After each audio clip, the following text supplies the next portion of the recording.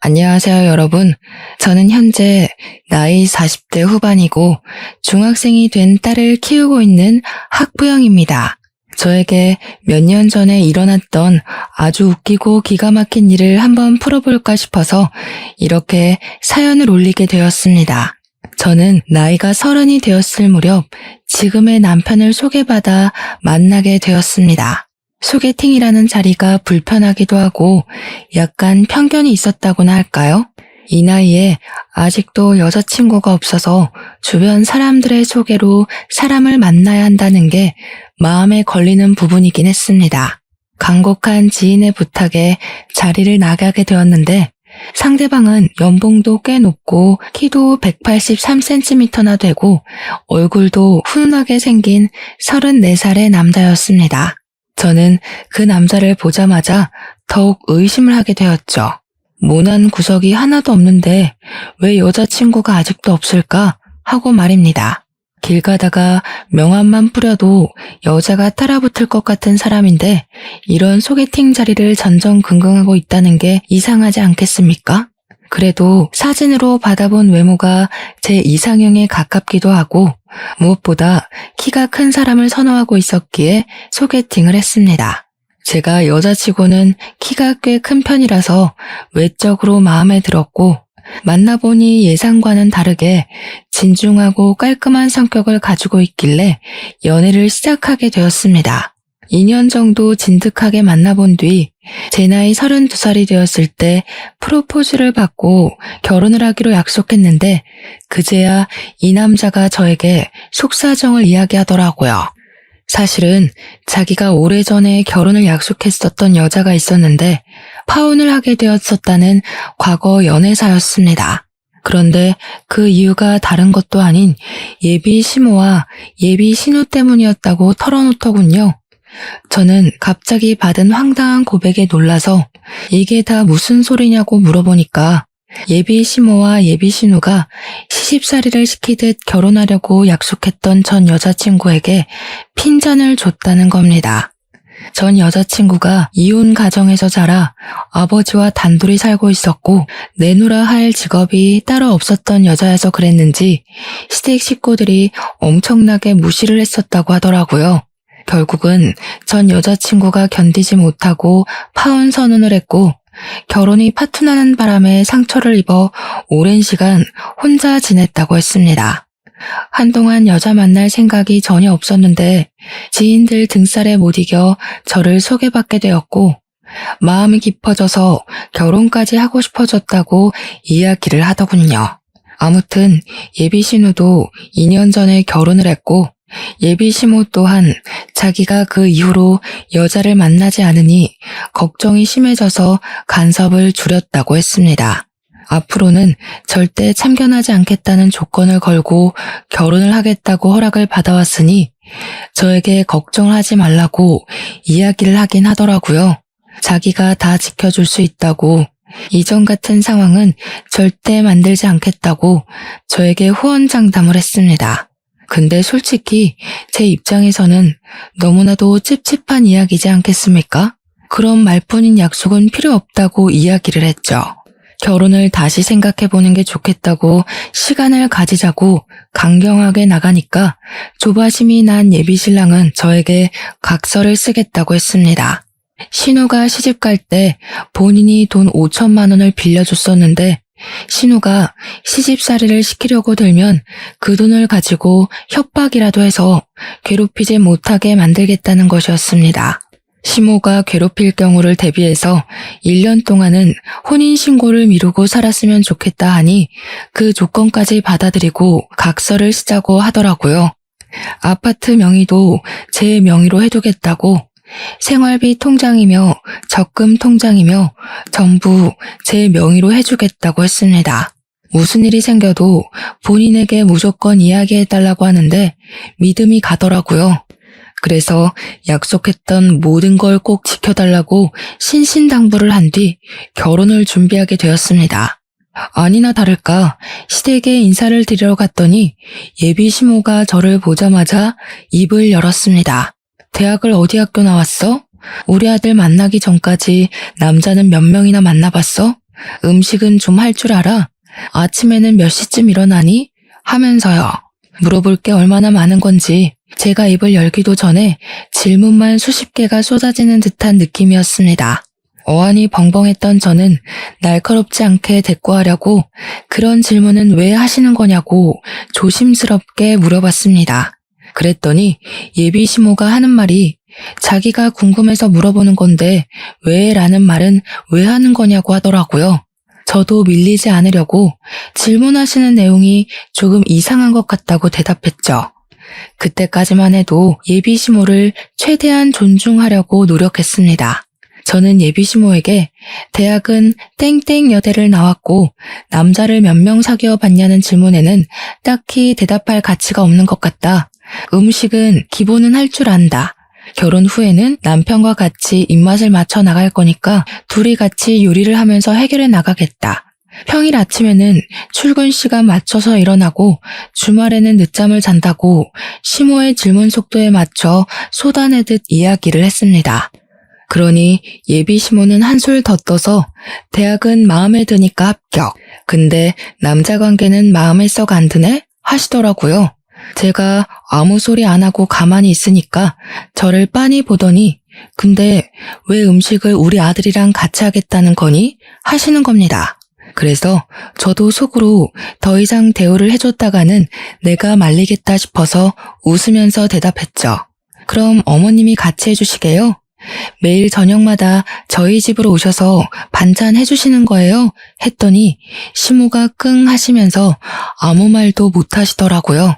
저한테 주말에도 일찍 일어나라고 하시면서 시댁에 게으름 피우면 안 된다고 평일이랑 똑같이 일어나라고 말도 안 되는 트집을 잡더라고요.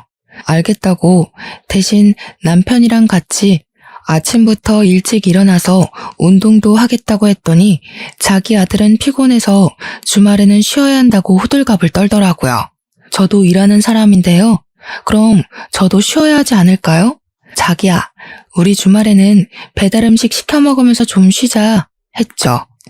제가 평소에 되바라진 애는 절대 아닌데 남편이 시댁에 방문하기 전에 저에게 언지를 했던 내용이 있었잖아요.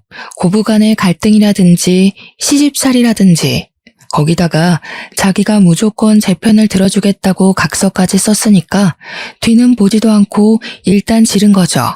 속으로 이렇게까지 이야기해도 되나 싶긴 했지만 가만히 있으면 우습게 볼 것 같더라고요. 일부러 더 되바라진 척 해가면서 할 말 다 하고 나니까 속은 엄청 시원했습니다. 시모랑 어영부영 대치하는 상황에 뒤늦게 그 자리에 예비 신우가 왔습니다. 저를 현관 입구에서부터 아래 위로 쓱 한번 훑어보더니 어머, 이 아가씨가 결혼한다던 그 아가씨야? 하더라고요. 제가 그냥 안녕하세요 하고 인사를 하니까 예비 신우가 잘 됐다면서 안 그래도 자기가 시모 용돈 문제로 할 말이 있었다고 하는 겁니다. 아니, 결혼도 아직 하지 않았고 처음으로 인사를 드리러 온 자리에서 무슨 용돈 이야기를 하나 싶었죠. 제가 떨떠름하게 있으니까 예비 신우가 저한테 결혼하고 나면 용돈은 어떻게 할 거냐고 대놓고 물어보더라고요. 자기는 외벌이라서 그동안 30만 원씩 드리고 있었는데 저랑 예비신랑은 맞벌이니까 매달 70만 원씩 주면 딱 100만 원이지 않겠냐고요.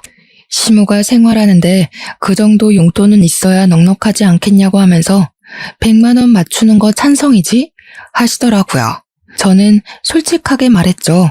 그게 다 무슨 소리냐? 70만 원을 매달 드리는 건 우리도 힘들다고요. 솔직히 남편 연봉이 1억이긴 하지만 세금도 떼야 하고 애도 낳아 키울 거 생각해야 하고 신혼집도 대출받아 구할 건데 그 돈 갚으려면 한 푼도 아까운 상황이잖아요. 돈 나갈 일이 한두 가지가 아닌 마당에 매달 70만 원씩 눈 뜨고 코 베인다고 생각하니 몸서리가 쳐지더군요. 그런데 그때 딱 구세주처럼 예비 시부가 나타나서는 예비 신우한테 한 소리 하시더라고요. 너네 집은 30만 원 내면서 둘째네는 왜 70만 원 내라고 하냐고요. 둘째네도 맞춰서 30만 원만 내면 되지. 그 정도는 줄 수 있지 않냐고. 거기다가 우리 집만 받아서 되겠냐. 사돈댁도 챙겨야 할 거 아니냐 하셨습니다. 그러니까 신우가 왜 다 된 밥에 재를 뿌리냐고, 보면 아빠는 나만 미워하더라 하면서 나는 우리 엄마 아빠한테만 용돈 주잖아. 뭐하러 출가 외인이 처가댁을 생각해? 하면서 저를 은근히 흘겨보더라고요. 제가 한 건 잡았다 생각해서 예비 신우도 출가 외인이면서 지금 친척만 챙긴다고 하시네요 뭘 이라고 했어요.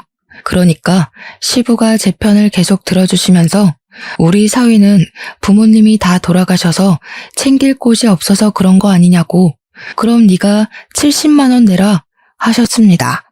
신우가 놀래서 자기네 형편에 무슨 70만 원을 내라고 하는 거냐고 했습니다.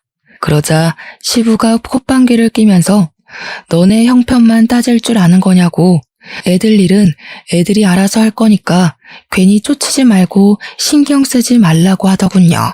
그 말을 듣는 순간 저는 깨달았죠. 시부만큼은 내 편이구나. 비빌 언덕이 있다. 결혼해도 괜찮겠다 하는 것을요. 신우가 입을 삐죽이면서 시모 눈치만 보고 아무 말도 못하는 걸 보니까 시부 말이 최고구나 하는 걸 느꼈습니다. 당연히 우리 집에서는 뭐 연봉 1억에 키도 크고 얼굴도 훈훈하게 생긴 우리 남편을 당연히 쌍수 들고 좋다고 하셨고요. 앞으로 잘하겠다고 절을 하는 남편의 뒤통수를 보면서 이 사람 하나 믿어보고 결혼하자 하고 결심했습니다. 양가 상견례 자리 분위기 자체는 나쁘지 않았었는데 아주 미묘한 사건 한 가지가 터졌습니다. 신혼집은 남편과 제가 같이 대출을 받아서 구하기로 했고, 혼수는 양가에서 반반씩 지원을 해주시기로 말을 다 마쳤습니다.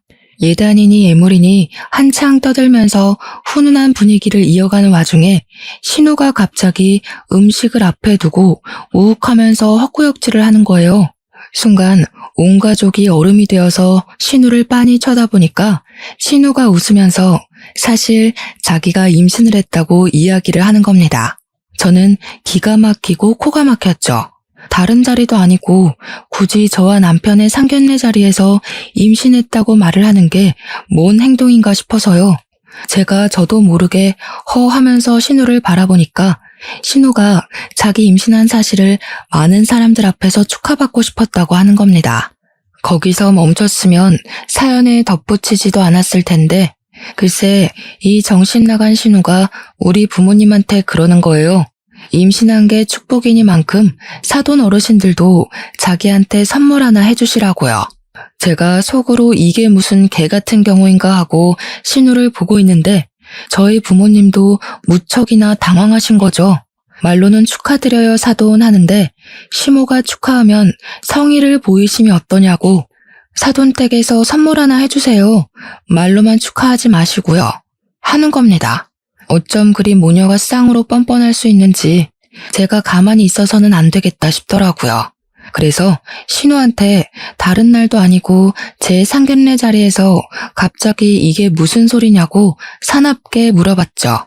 그러니 신우가 눈 동그랗게 뜨고는 뭐가 문제냐는 식으로 올케는 내가 임신 소식 전하는 게 아니고 하는 거예요. 완전히 여우가 따로 없죠. 저한테 다 뒤집어 씌우려고 저런 소리를 하는 거잖아요. 제가 그 자리에서 싫은데요? 하면 속 좁은 사람이 되는 거고, 축하드려요 하면 꼼짝없이 선물을 바쳐야 하잖아요. 근데 남편이 딱 그러더라고요. 선물을 왜 우리 장인 장모한테 해달라고 하냐고요. 매형이 그 정도 능력도 없는 사람이냐면서 제 편을 딱 들어주는데 속이 시원하더라고요. 시부가 남편 편을 들면서 그러더라고요. 가족끼리 선물은 무슨 건강관리나 잘하라고요. 허구한 날 빨빨거리면서 싸돌아다니지 말라고요. 시부가 혀를 끌끌 차면서 너도 이제 자식이 생겨서 느끼겠지만 부모가 돼서 속도 썩고 고생을 해봐야 알지 하셨습니다. 이게 덕담인지 고생하라고 저주를 퍼붓는 건지 살짝 헷갈리긴 했어요. 신우가 씩씩거리면서 말로만 축하하는 게 어디 있냐고 두 손을 내미는데 제가 그랬죠. 엎드려 절받기도 아니고 마음에서 우러러 나오는 선물을 받으셔야 하지 않겠냐고요. 달라고 우겨서 받아내면 그게 강탈이지 선물인가요? 제가 아기 베넷 저고리 정도는 해드릴 수 있다고 했습니다. 제가 막 기분을 살살 건드리면서 이야기를 하니까 저희 부모님도 깜짝 놀라시더라고요. 제가 평소에 그런 말을 하는 애가 아닌데 날선 반응을 일으키니까 저희 부모님이 저를 발로 툭툭 치셨지만 저는 오르쇠했습니다. 아무튼 신우가 자기는 연말쯤 출산할 예정이라고 하는데 저희가 말을 나눈 결혼식 날짜가 연말이었거든요. 천천히 결혼 준비해서 그쯤 결혼식을 올리면 괜찮겠다 했더니만 신우 출산이랑 겹쳐질 것 같더라고요.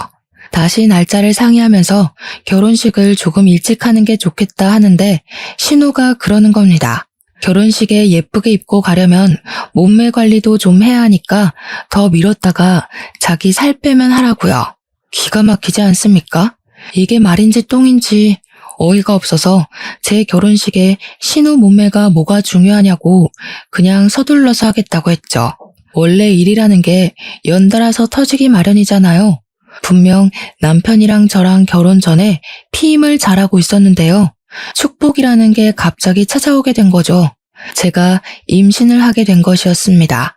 그래서 예정했던 결혼식 날보다 훨씬 당겨서 결혼식을 올리게 되어 부랴부랴 준비를 하게 되었습니다.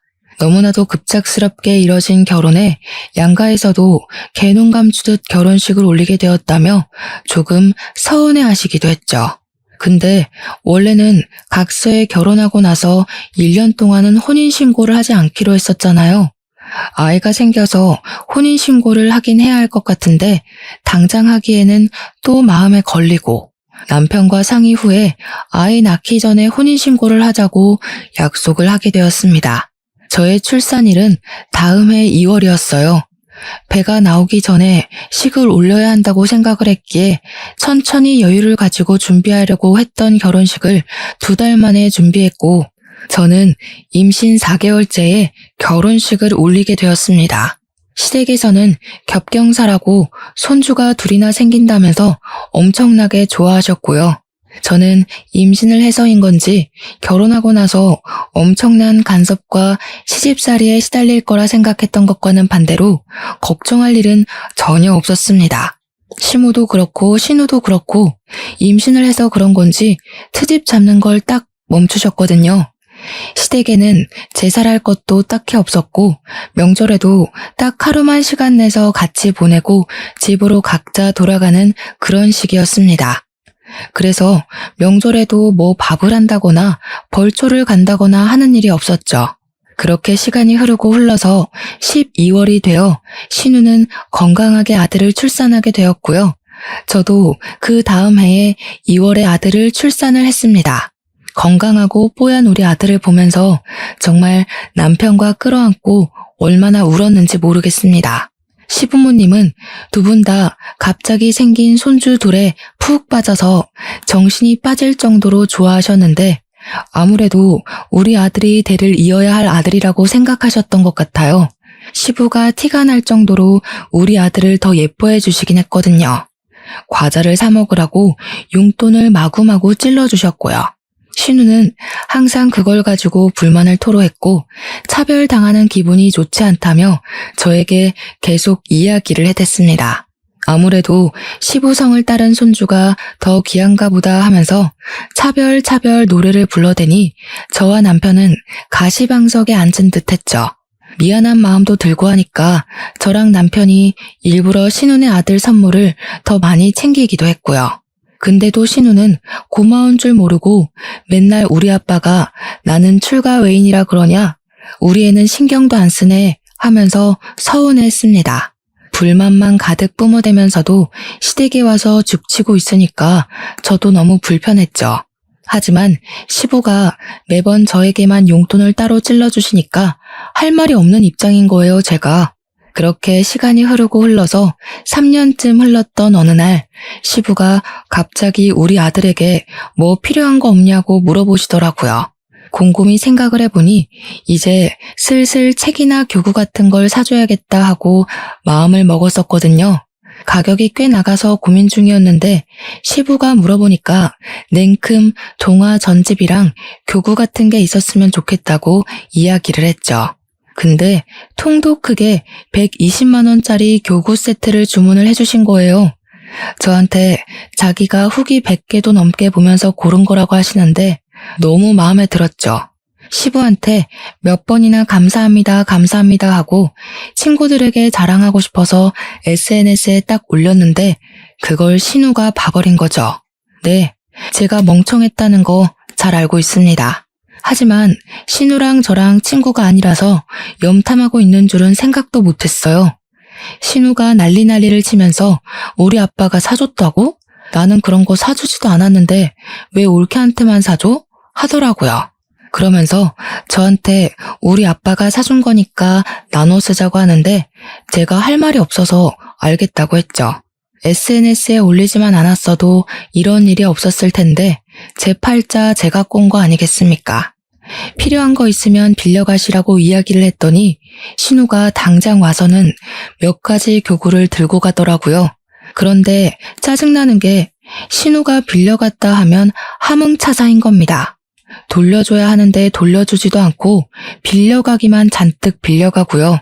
제가 신우가 뭘 빌려갔는지 하나하나 체크를 해놨었거든요.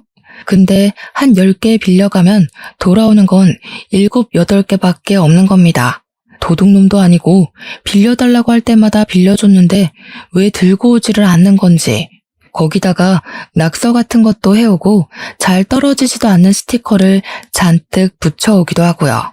아무리 가족이라지만 남의 것인데 깨끗하게 다룰 생각은 안 하고 일부러 더 저러는 것 같았습니다. 당연히 저도 참지 않고 신우한테 막 뭐라고 했죠. 빌려간 건 10개인데 오는 건 왜 7, 8개밖에 없냐? 이 낙서들이랑 스티커는 다 뭐냐?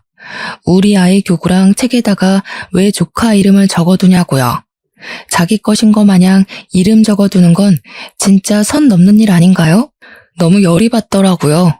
한번 빌려가면 상태가 너무 최악이 되어서 돌아오니까 우리 아들이 속상해한다고 집에 있는 거 전부 깨끗하게 닦아서 돌려달라고 했습니다. 그러니까 신우가 저한테 나를 세우면서 하는 말이 우리 아빠가 사준 걸로 지금 생색내는 거냐고, 애들이 놀다 보면 그 정도 흠집은 나는 거 아니냐고 하더라고요. 저한테 더럽고 치사해서 돌려준다고 신우 집에 있던 교구들을 죄다 돌려주는데 진짜 하나같이 정상인 물건이 없었습니다. 책도 너덜너덜하고 교구들은 망가지고 부러지고 쓰레기가 따로 없었습니다. 신우가 우리 집에 획 던지더니 제가 또 한 소리 할까봐 서둘러서 조카 데리고 도망치듯 가더라고요. 문제는 그날 밤에 우리 애가 난리가 났죠. 왜 그러냐고 물어보니까 빠방이 하더라고요. 우리 아이가 애착 물건으로 여기는 자동차 장난감 하나가 있었는데 그 장난감이 사라지고 없는 거예요. 집에 방문했던 사람이 신우랑 시조카밖에 없었으니까 신우에게 전화를 걸었더니 모르겠다면서 딱 잡아떼더라고요. 제가 시조카가 들고 간 것 같으니까 집을 좀 찾아봤으면 좋겠다고 했죠. 그러니까 신우가 하는 말이 그거 얼마 하지도 않는 장난감 아니냐고 우리 애한테 그냥 주라고 그러는 거예요. 물론 가격 자체는 얼마 안 하는 거긴 했지만 우리의 애착 장난감이잖아요. 꼭 그 물건이어야만 하는 거거든요. 열받아서 신우한테 새 거 하나 사줄 테니까 집에 들고 간 건 돌려달라고 이야기를 했더니 신우가 약을 올리는 거예요. 뭘 새 걸 사주냐고, 우리 애도 이게 마음에 드는 것 같은데 너네가 새 거 써, 이래요. 아니 도둑도 아니고 자기가 들고 가놓고 처음에 모른 척하면서 없다고 잡아뗀 건 뭐냐고요, 환하게. 다음날 시부가 오랜만에 밥 먹자고 불러서 시댁에 가기로 했는데 속으로 완전히 벼르고 있었습니다. 시댁에 도착해서 시부랑 시모 다 있는 데서 신우한테 손 딱 내밀고 우리의 장난감 돌려주라고 했죠. 그러니까 신우가 인상을 팍 쓰면서 아니 아직도 장난감 타령을 하고 있냐고 하는 겁니다. 그거 뭐 하면 얼마나 한다고 그냥 우리 애 주라고 하지 않았냐고 신우 말이 웃음냐면서 으르렁거리더라고요. 제가 어이가 없어서 신우를 향해 싸늘하게 이야기를 했죠. 신우, 지금 조카를 도둑 새끼로 키우려고 그래요? 남의 물건을 몰래 훔쳐갔으면 신우라도 정신 차리고 돌려주라고 해야 하는 게 맞지 않아요? 그러니까 신우도 삿대질을 하면서 너 지금 뭐라 그랬어? 하고 시모도 어머어머 하면서 난리가 났더라고요. 어디 신우한테 그런 말버릇을 하고 앉아있냐면서 세상 말세다 하는데 시모를 째려보면서 한술 더 떴죠 제가. 어머님은 조용히 있으세요. 우리 집에 물건 주러 와놓고는 훔쳐갔다고요. 아니 옳게 무슨 말을 그렇게 해? 애가 마음에 들어서 가지고 온 걸 가지고 도둑이니 뭐니 말이 너무 심한 거 아니야? 말이 심하다고요? 조카를 그렇게 키우면 애가 나중에 도둑밖에 더 되겠어요? 마음에 들어서 가지고 온다니 그게 어느 나라 법입니까 도대체? 돌려주세요 그 자동차. 와 옳게 무섭다 정말. 그거 얼마나 한다고 치사하게 군다? 치사하다고요? 신우가 가져가서 쓰레기로 만들어 온 교구가 한두 개인 줄 아세요? 아버님이 사주신 교구의 반 이상을 신우가 가져가서 쓰레기로 만들어 왔잖아요. 빌려갔으면 곱게 돌려줄 줄 알아야지. 죄다 망가뜨리고 부러뜨리고. 우리 애는 한 번도 써보지 못한 교구도 있어요. 그러자 시모가 교구는 무슨 교구? 하면서 은근히 끼어들더라고요. 신우는 여기서 왜 그런 소리까지 하냐면서 괜히 부채질하고 있고요. 이때다 싶어서 시부모 다 있을 때 확 그냥 터뜨려버렸죠. 시부가 저희 아이를 위해 사주신 건데 정말 너무 속상했거든요. 아버님이 저희 아이 쓰라고 사주신 교구가 있는데 그걸 알게 된 신우가 난리를 쳤어요. 애 차별하는 거냐고. 왜 우리 아들만 사주냐고 난리를 치길래 저도 죄송해서 같이 나눠 쓰자고 했죠. 빌려주면 갖다 주기로 했으면서 빌려가기만 하고 가져다 주질 않더라고요. 돌려줘도 낙서해 두고 찢고 망가뜨려서 주고요. 도대체 조카 이름은 왜 적어두는 거예요? 우리 아이 건데? 그 말이 끝나기 무섭게 시부가 버럭하면서 신우한테 너 그게 진짜야? 하더라고요. 그러면서 뒤이어 나온 말은 저를 경악에 물들게 했습니다. 너 내가 교구 사준다고 했을 때 네가 네 입으로 뭐라 그랬어? 그런 거 다 쓸모없다고. 애 장난감 사는 게 더 시급하다고 하면서 100만 원짜리 전동차 같은 거 사달라고 해서 사줬잖아. 내가 며느리한테 120만 원짜리 교구 사준 거 알고 나서는 눈에 불을 켜고 달려들어서 현금으로 20만 원도 받아가 놓고는. 그러니까 시부한테 받은 건 입을 싹 씻고 저한테 차별하면서 저희 아이 교구만 망가뜨리고 있었던 거죠. 어떻게 사람의 탈을 쓰고 저런 짓을 아무렇지도 않게 하는지 기가 막혀서 신우한테 저게 다 사실이냐고 이야기를 했어요. 신우도 지금 받아놓고 나한테 빌려주기 싫어서 입을 싹 씻은 거냐고 막 달려들었습니다.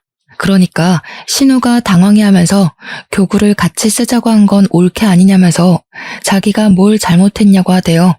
저도 신우한테 그럼 조카의 전동차를 빌려달라고 당당하게 요구를 했더니 신우가 그건 우리 애가 너무너무 좋아하는 거라 없으면 안 된대요. 신우도 지금 우리 아들 액착 장난감 들고 가서는 안 돌려주는 거 아니냐고, 내가 하면 로맨스고 남이 하면 불륜이냐고 물어봤죠. 그러니까 자기도 할 말이 없는지 입을 꾹 닫고 가만히 있더라고요. 우리 남편이 조용히 정색하고 있다가 갑자기 문 밖에 세워진 애들 타는 자동차 같은 거, 그게 아빠가 사준 거냐고 시부한테 묻더라고요. 시부가 맞는다고 고개를 끄덕이니까 현관문을 벌컥 열더니 그 자동차를 냅다 드는 겁니다. 그게 꽤 무거울 텐데 번쩍 들더니 차 문 열으라고 트렁크에 싣고 가자고 하는 거예요. 신우가 놀래서 우리 아들 거라고 뭐 하는 거냐고 하는데 남편이 개무시를 하더라고요. 남편이 차에 시동을 걸면서 왜 못 가져가게 하냐고 서로 나누고 치사하게 굴지 말자더니 우리도 빌려 탈게 하고 저보고 빨리 차에 타라고 하더라고요. 남편이랑 집으로 돌아오니까 바로 전동차를 꺼내더니 아들 태우라고 하는데 속이 시원했습니다. 전동차 상태를 보니까 신우가 애지중지한 것 같더라고요. 신우는 계속 남편한테 저한테 전화하는데 저희는 무음으로 돌려놓고 무시해버렸습니다. 남편이 집에서 유성매직을 가지고 오더니 아들에게 쥐어주고는 차에다가 낙서나 실컷 타라고 하는데 빵 터졌네요. 우리 아들 보고 이름 쓸 줄 모르냐고, 모르면 아무 그림이나 막 그려보라고 하는데 하얀색 전동차에 매직으로 낙서를 하더라고요. 거기에서 멈추지 않고 남편은 집에 있는 잘 뜯어지지도 않는 종이 스티커를 막 들고 오더니 차에 붙이기 시작했습니다. 이 정도는 해줘야 제대로 된 복수 아니겠냐고 하면서요. 그날 저녁에 심해부가 퇴근을 했는지 신우랑 같이 우리 집으로 찾아왔더라고요. 큰 봉투에 그동안 돌려주지 않았던 우리 아들의 장난감을 바리바리 싸들고 와서는 전동차 달라고 하더라고요. 제가 이미 더러워진 전동차를 가리키면서 가져가세요. 우리 아들은 별로 재미없대요. 했습니다. 전동차에 낙서랑 스티커가 잔뜩이니까 시조카가 엉엉 울면서 자기 거 아니라고 이런 거 없었다고 하는데 신우가 저를 째려보더라고요. 꼭 이렇게까지 치사하게 굴어야 속이 시원하겠냐고 이야기를 하는데 저도 신우처럼 눈 동그랗게 뜨고 모른 척 했습니다. 제가 뭘 어쨌냐고. 신우도 우리 아들 거 이렇게 다루길래 저도 그래도 되는 줄 알았죠 하면서 눈치 없는 사람처럼요. 심해부는 우리 부부에게 아무 소리도 하지 못하고 전동차를 낑낑 들고 집에 가자고 신우랑 시조카를 데리고 가더라고요. 그 뒤로 우리 아들 장난감을 빌려달라고 한다거나 훔쳐가는 일은 없어졌습니다. 하지만 그 이후에도 몇 번의 비교질이 있긴 있었습니다. 하지만 저는 모든 사실을 다 알게 되었죠. 사실은 시부가 그동안 저에게만 용돈을 주었던 게 아니라는 사실을요. 시모가 신우에게만 용돈을 주는 것을 시부가 알게 되어서 신우 몰래 저에게만 따로 용돈을 챙겨준 것이었습니다. 처음에 이야기를 들었을 때 얼마나 경악을 했었는지 제가 다 알게 되었다는 것을 신우에게 티를 내자 그 뒤로 저에게 아무 말도 하지 못하더군요. 아이들이 커서 어린이집에 가고 유치원에 갈 때에도 고민 끝에 저희 아들을 영어 유치원에 보내기로 결정을 하고 이야기를 하니 돈으로 유세 떤다고 난리를 치더라고요. 저희 돈으로 저희 아들을 영어 유치원에 보내겠다는데 신우가 왜 거품을 물고 달려드는지 결국에는 신우도 저희 보란 듯이 시조카를 영어 유치원에 보내기로 했다고 하면서 없는 형편에 사치를 부리더군요. 꾸역꾸역 유치원을 졸업하고 나서 초등학교에 입학을 하고 난 다음 또다시 일이 터졌습니다. 조카와 우리 아이가 초등학교 입학할 때 시부가 정년퇴직을 하시고 노후를 즐기시겠다고 선언을 하셨거든요. 우리 시부의 취미가 난 가꾸기, 꽃 심기 이런 것이었는데 정년퇴직을 하시고는 등산을 다니시기 시작하셨어요. 근데 등산이라는 게 보통 주말에 하는 취미잖아요. 주말마다 시부가 나가니까 시모가 은근히 저랑 신우를 붙잡고 시부가 바람난 것 같다고 하시더라고요. 제가 기가 막혀서 시부가 그럴 사람이냐고 나이도 벌써 70대 중반인데 바람은 무슨 바람이냐고 했죠. 그렇게 걱정되시면 시모가 따라서 등산에 가면 되는 거 아니냐. 부부 등산도 많이 하더라 하니까 일 없다 하시대요. 시모가 뚱뚱하시거든요. 운동하는 걸 엄청나게 싫어하시니 그럴 수밖에요. 시조카가 초등학교 3학년이 되고 우리 아이가 초등학교 2학년이 되었을 때쯤 발육 상태에 차이가 나기 시작했습니다. 제가 여자치고는 키가 큰 편이라고 했었잖아요. 제 키가 169cm거든요. 우리 남편의 키는 183cm고요. 시부랑 시모도 키가 꽤 큰 편인데 신우만 혼자 키가 157cm로 작은 편이었습니다. 심해부의 키도 저랑 눈높이가 비슷한 걸로 봐서는 160 후반대거나 딱 170 정도로밖에 보이지 않았고요. 그러니까 우리 아들은 초등학교 2학년임에도 불구하고 키가 130cm였거든요. 근데 시조카는 키가 훨씬 작았어요. 3학년이라고 해도 개월수 자체는 2개월밖에 차이가 안 나긴 하지만 키가 113cm밖에 안 됐거든요. 누가 봐도 우리 아들이 형처럼 보이고 그래서 신우가 키 가지고 엄청 스트레스를 받아 했었습니다. 그런데 우리 아이가 발육 상태가 좋은 만큼 밥을 정말 많이 먹고 가리는 것 없이 참 잘 먹어요. 저랑 남편이 부부 동반으로 일이 있어서 어쩔 수 없이 시댁에 하루 아이를 맡겼는데 그날 신우도 시댁에 조카를 데리고 방문을 한 거죠. 그날 저녁에 시부모님께 아이를 봐주셔서 감사하다고 인사를 드리고 집에 왔는데 애가 배가 고프다고 밥을 달라고 하는 겁니다. 저녁 안 먹었어? 하니까 짜장면을 먹긴 했는데 배가 고파 죽겠대요. 왜? 얼마 못 먹었어? 하고 물어보니까 자기는 매운 걸 전혀 먹질 못해서 짜장면을 시켰고 시조카는 매운 걸 워낙 잘 먹는다고 짬뽕을 시켰대요. 근데 막상 음식이 도착하니까 짜장면이 먹고 싶다면서 반을 덜어 가더라는 겁니다. 우리 아이가 매운 거 못 먹는 걸 뻔히 알면서 짬뽕을 먹으라고 덜어주더래요. 아이가 결국 짜장면 반 그릇으로 저녁 내내 시간을 보냈으니 당연히 배가 고팠던 거죠. 시조카는 짜장면에 짬뽕까지 다 처먹었다고 하는데 짜증이 확 나더라고요. 키 차이는 그렇게 나는데 시조카가 몸무게는 훨씬 더 많이 나가거든요. 소화비만 판정을 받을 정도로 몸이 퉁실퉁실했어요. 우리 아이에게 밥을 차려주면서 다음부터는 나눠 먹기 싫다고 하던가 아니면 곱빼기로 시켜달라고 이야기를 하라고 했죠. 한 3주쯤 지나서 부부 동반 모임에 참석하느라 아이를 또 시댁에 맡기고 모임이 끝난 뒤 데리러 가니까 우리 아이 표정이 좋지 않더라고요. 혹시 오늘도 짜장면 먹었어? 하니까 신우 눈치를 슬쩍 보면서 고개를 끄덕이는데 먹는 걸로 치사하게 굴었구나 싶었습니다. 시댁에 신우랑 시조카, 시모까지 다 있어서 거기서 이야기를 꺼냈죠. 우리 애도 짜장면 한 그릇 다 먹을 수 있는 아이라고 시조카에게 반 덜어주고 싶으면 앞으로 우리 아이는 곱빼기로 시켜줬으면 좋겠다고요. 그랬더니 우리 아이가 울먹이면서 곱빼기를 시켜달라고 했더니 소화비만 된다고 안 된다면서 말렸다는 겁니다. 제가 진짜 너무 화가 나서 시조카를 보면서 말을 했죠. 누가 누구 보고 비만 타령을 하는 거냐고요. 그러니까 신우가 지금 우리 애 들으라고 한 소리냐면서 눈에 불을 켜고 달려들더라고요. 지금 우리 애가 비만이라는 거야? 뭐야? 안 그래도 학교에서 6개월마다 체중 검사하는데 애가 자꾸 비만으로 떠서 스트레스 받아 한다고. 우리 애 앞에서 상처 주지 말고 말 좀 가려서 할 수 없어? 어머, 비만 맞잖아요. 학교에서도 살 빼라고 줄넘기를 강제로 시킨다면서요? 벌써 그러면 어떡해요? 보아하니까 식탐까지 있는 것 같은데. 너 그러면 살 못 뺀다? 근데 그 순간에 등산을 다녀온 시부가 현관문을 열고 들어오셨습니다. 시조카를 보면서 벌써 비만이면 어떡하냐고, 먹는 것부터 조절을 해야지 짜장면을 먹이면 어떡하냐고, 열량도 높은 음식이라고 2차 잔소리를 시작하셨습니다.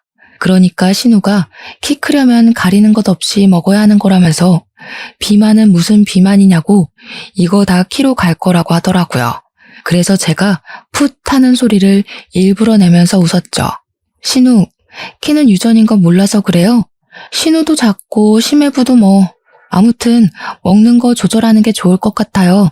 거기다가 운동을 해야 애 키가 클 텐데 이야기 들어보니까 주말 내내 시댁에서 휴대폰만 본다면서요? 그것도 누워서요.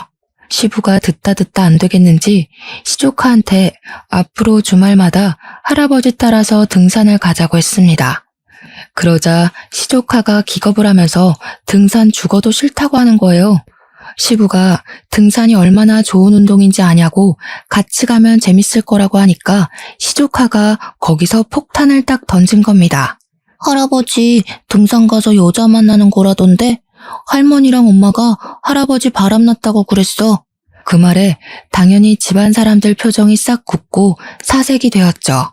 저는 그런 이야기를 애 앞에서 했다는 것도 너무나도 놀랍고 신우랑 시모의 머리가 어떻게 된 건 아닐까 하는 생각이 절로 들었습니다.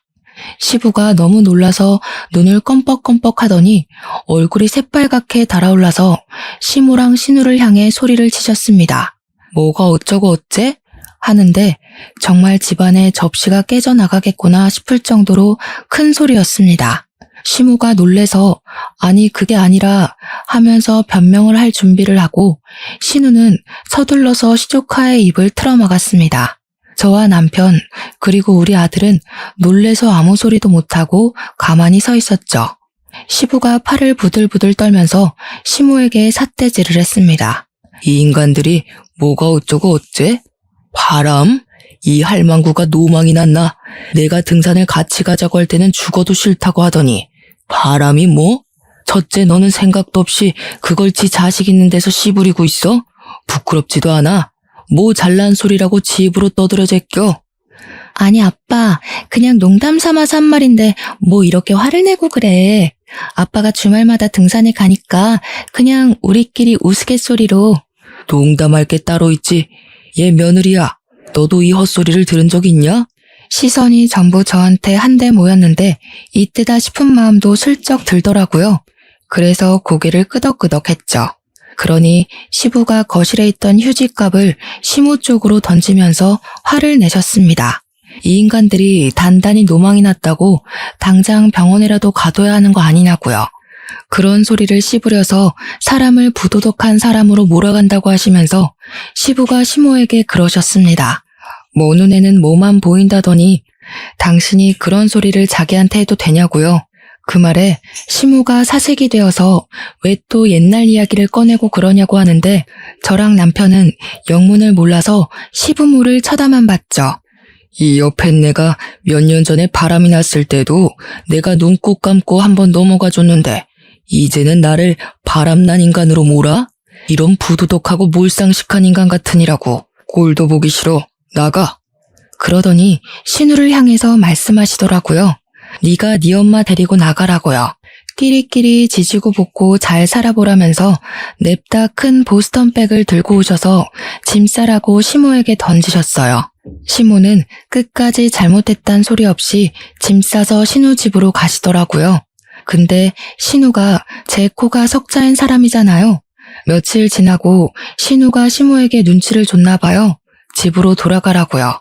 시모가 울며 겨자 먹기로 시댁에 왔는데 시부가 비번도 바꿔버리고 행동력 있게 집도 부동산에 내놔버린 거죠. 시모한테 따로 살자고 하면서 황혼 이혼 모르냐고 별거 하자고 자기는 원룸 가서 살 거라면서 이혼 소송도 불사하겠다 선언을 하셨습니다. 꼼짝없이 신우가 시모를 모시고 살게 됐는데 시모도 돈이 없으니까 우리한테 시모를 모시고 가라고 떠넘기더라고요. 하지만 우리 남편이 든든하게 제 편 들어주기로 했잖아요. 딱 잘라 거절을 했습니다. 누구 때문에 파혼했었는지 기억도 못하는 거냐고. 마누라랑 각서 쓴 게 있어서 시모 모시고 살면 당장 이혼이라고 했죠. 신우가 어이없어 하면서 그럼 매달 생활비라도 보태주라고 하면서 남편한테 둘 다 자식이니 그 정도는 해야 되지 않겠냐고 했대요. 우리 남편이 와이프에게 물어보겠다고 하면서 저에게 뭘 물어보는 신용을 하더니 바로 신우한테 그러대요. 누나, 나 생활비는 못 도와줄 것 같아. 우리 와이프가 누나 시집 갈 때 빌려준 5천만 원도 받아오라고 하는데 어떻게 생활비 이야기를 하겠어. 우리 남편이 한술 더 떠서 말을 하니까 제가 나설 필요도 없었습니다. 신우는 당황해하면서 그 돈 결혼 선물로 준 거 아니냐고 하니까 남편이 모르는 척 하더라고요. 누가 원수 같은 누나 결혼하는데 5천만 원이나 선물로 줘? 그때 차용증 쓴 거 내가 아직 가지고 있는 거 몰라서 그래? 신우는 남편 보고 독한 인간이라고 그걸 아직까지 가지고 있냐고 하더니 그 뒤로 생활비 보태라는 말이 쏙 들어가더라고요. 결국 시부랑 시모는 시부의 강력한 바람으로 이혼을 했고요. 시부는 지금 우리 집 근처 원룸에서 혼자 노후 라이프를 즐기고 계세요. 신우랑 시모는 맨날 나가라 못 나간다 하면서 싸우고 있다고 신우가 가끔 저에게 전화와서는 시모 모시고 가면 안 되겠냐고 하는데 누가 그 제안을 받아들이겠습니까? 당연히 거절하고 있고요. 남편은 결혼 전에 저에게 약속했던 대로 커다란 벽이 되어주고 있어서 시모도 차단해버리고 아이와 시부와 즐거운 시간 보내면서 살고 있습니다. 이래서 사람이 너무 욕심만 부리고 심술만 부리고 살면 안 된다는 걸 깨닫게 되네요. 여러분들도 이런 어처구니 없는 일을 당하시면 당황해하지 마시고 현명하게 잘 대처하길 바랍니다. 저의 긴 사연 들어주신 여러분 감사합니다. 행복한 하루 되세요.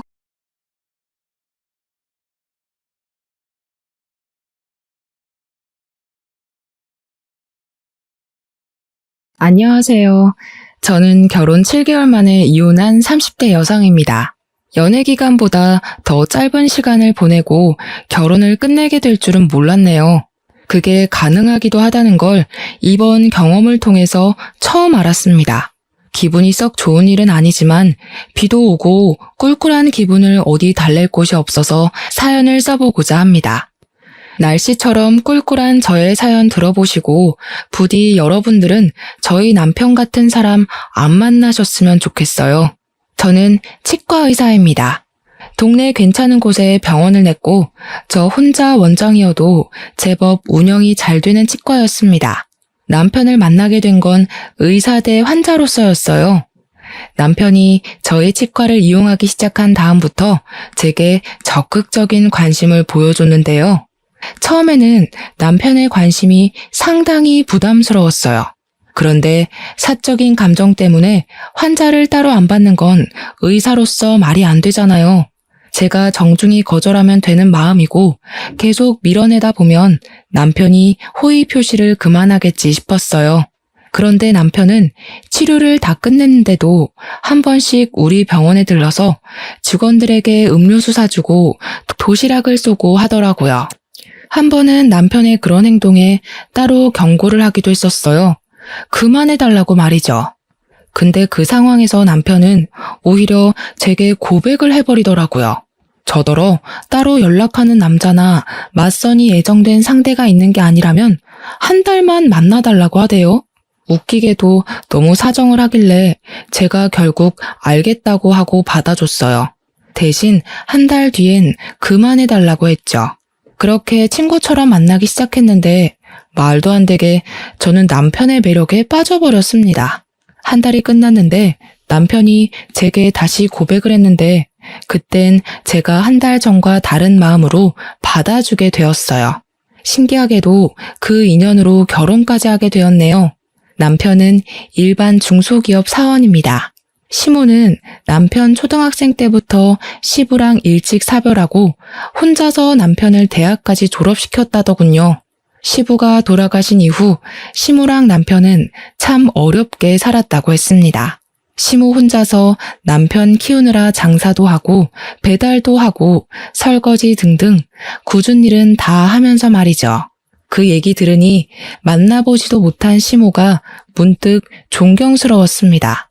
그런 엄마 밑에서 자란 자식인 남편의 인품은 안 봐도 훌륭할 거란 생각까지 들었죠. 근데 기대를 갖고 만난 시모의 첫인상은 제가 생각했던 것과는 많이 달랐습니다.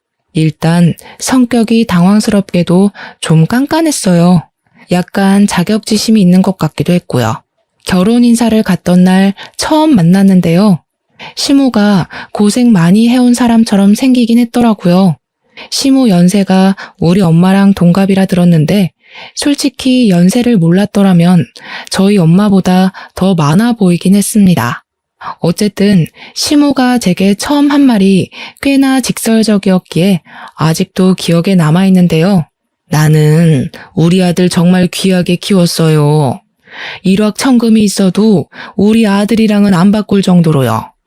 우리 집 형편 안 좋다고 아가씨 집에서 우리 아들을 조금이라도 무시하거나 낮은 취급했다간 나 가만 안 있을 겁니다. 제가 간단한 인사를 드리자마자 시모한테 들었던 첫 대사였습니다. 경고였다고 표현하는 것이 더 적절하겠네요. 그런 시모를 자중시킨 건 남편이었어요.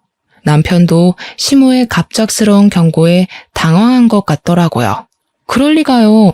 저희는 동등한 입장에서 결혼하려는 건데요. 저희 부모님도 돈으로 사람 판단하는 분 아니세요. 그런 게 걱정이시라면 너무 신경 쓰지 않으셔도 되세요. 그건 모르는 일이지요. 어느 집에서 치과 의사 하는 딸을 신혼집 한 채 못 해주는 집에 시집 보내고 싶어 하겠어요? 아직 젊어서 모르나 본데 결혼해본 어른들이라면 집안 형편에 대해 중요하게 생각해요. 엄마, 손님 모셔놓고 너무 말 세게 한다. 안 그러기로 약속했잖아. 그러지 말고 우리 밥부터 먹자. 시모가 저를 너무 대놓고 경계하자 남편이 시모를 계속 진정시켰습니다. 그래도 시모가 우리 결혼을 애초에 반대할 생각은 없었던 것 같았어요. 결혼 허락 못한다는 소린 안 하시더라고요. 그냥 좀 경계가 심했다 정도였어요. 어렵게 생계를 이어온 시모 입장에서는 아들이 기죽는 장가는 안 보내고 싶겠죠. 충분히 그럴 수 있다고 이해했습니다. 그리고 시모는 원래 좀 마음의 문을 닫고 있는 사람 같았어요. 저뿐만 아니라 남편에게 얘기를 할 때도 따뜻한 말씨로 대하는 건 아니더라고요. 어쩌면 만만하게 보이고 싶지 않아서 처음부터 나를 세우는 것 같기도 했습니다. 그래서 저희는 어렵지 않게 상견례 날짜까지 맞출 수 있었어요. 그런데 생각지도 못한 문제가 그때 처음 생겼는데요. 대화를 하는 내내 시모의 자격지심 말투가 조금씩 튀어나오더라고요.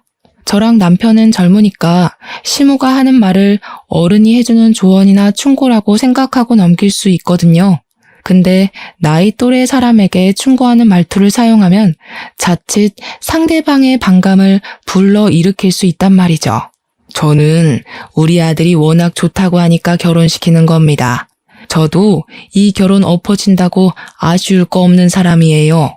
그러니 우리가 그쪽에서 하는 만큼 혼수 못 맞춰준다고 해도 우리 아들 우습게 안 보셨으면 해요. 시모는 상견례 하는 동안 계속 이런 식으로 말을 했습니다. 시모가 나쁜 마음으로 저희 부모님을 대하는 게 아니라는 거 알지만 그래도 불안했어요. 괜히 남편까지 제 부모님 눈치를 보았을 정도니 저 또한 부모님 기분을 중간중간 살폈습니다. 저희가 기하게 큰 아들내미를 우습게 볼 리가 있나요? 있는 쪽이 더 부담을 하면 되니까 그런 걱정은 안 하셔도 돼요. 그저 우리 딸도 기하게 컸으니 예쁘게 좀 봐주셨으면 좋겠어요. 다행히도 친정 부모님이 시모의 마음을 좋게 이해를 해줘서 잘 넘어갔어요. 근데 아마 티만 안 났을 뿐 부모님도 마음이 안 좋으셨을 겁니다. 시모가 형편 차이 때문에 저를 너무 안 좋게 보는 것이 상견례 내내 속상했을지도 모르죠. 그래도 숨막히던 상견례가 무사히 끝나서 다행이었어요. 그날 식사는 우리 부모님이 계산하려고 했는데 시모가 아득바득 우겨서 시모가 사는 걸로 했습니다. 왜 그랬는지 알 것 같지만 굳이 묻지는 않았는데 나중에 시모가 남편한테 따로 얘기하는 걸 듣고 씁쓸했어요.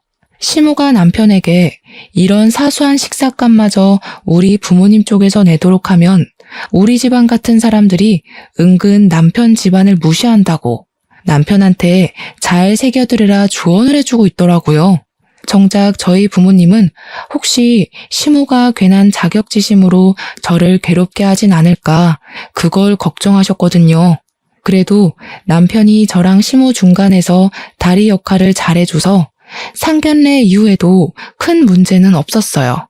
시모가 여전히 저를 경계하는 건 감안해야 할 부분이라 생각하고 애써 이해하며 결혼 준비를 이어갔습니다.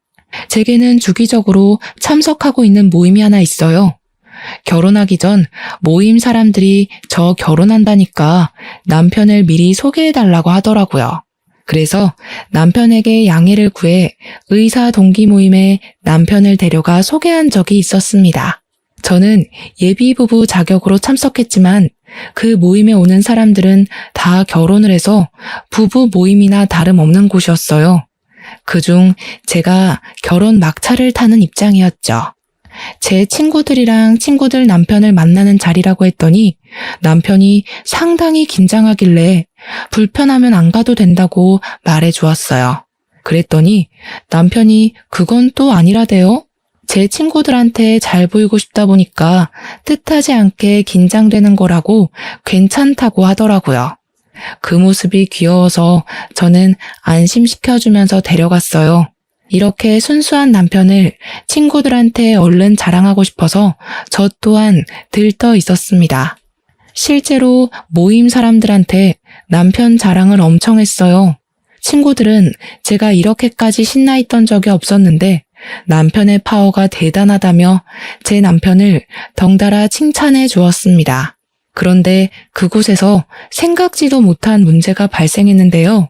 친구가 결혼하는데 친구들이 당연히 상대방 인적 사항에 궁금할 거 아닙니까? 그렇다 보니 우리 남편한테 질문 공세도 엄청 들어올 거고요. 어떻게 만났고 어디가 좋아서 만나냐는 질문은 사실 어린애들이나 관심 있는 질문이잖아요. 이미 다들 자리 잡은 부부인데 남의 부부 러브스토리보단 스펙이 더 궁금할 거란 말이죠. 저는 저보다 돈 못 버는 남편이라고 부끄러웠던 적이 없었는데 남편은 제 생각과 달랐나 보더라고요. 친구들과 친구들 남편의 직업, 집안 배경, 말로 주고받는 돈의 액수 등을 들으면서 남편이 저도 모르게 기가 좀 죽은 듯 했습니다. 어느 순간 말이 없어지고 제 옆에서 묵묵히 밥만 먹더라고요. 제가 괜찮냐고 물어봐도 어색하게 웃을 뿐이었어요. 집에 돌아와서도 남편은 피곤하다며 말도 없이 그냥 바로 씻고 잠을 잤습니다. 참고로 저희는 친정 부모가 미리 증여해준 신혼집에서 동거 중이었어요.